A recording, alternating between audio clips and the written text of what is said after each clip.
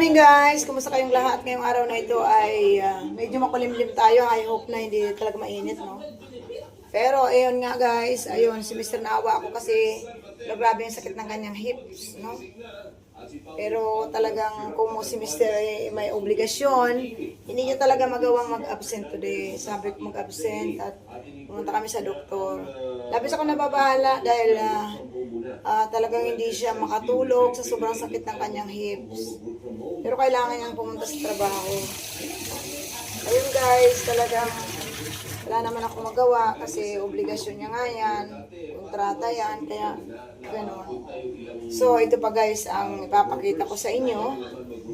Kung ako nawawala dito sa bahay, kung ako may mga pinupuntahan at medyo matagal-tagal, isang linggo, pero ng mga pagkain ni Mr. talagang hindi sa kanya po pwede. Processed food.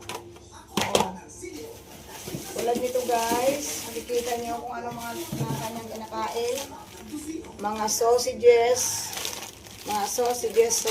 without end. Alam niyang bawal sa kanya yan, pero yun. Ay, mga processed food. Yun. Kaya naman ako, kung ako may nilalakad, gusto ko minamadali lagi kasi para matapos ang pauwi dito. Dami siyang mga foods, mga processed food.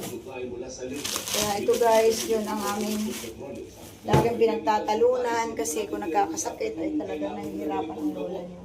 Hindi ma-transport sa'yo doon kasi paunti-unti lang yung hindi pwede yung truck na may medical supplies, alima pang itinuturing na essential goods. Mayo Aquinces, wala yung pampawal, ang pagdaan sa tulay ng mga sasakyang may bigat na mahigit 3 tonelada. Yun guys, talagang hindi natin maiiwasan na ang asawa natin kapag tayo ay wala. Talagang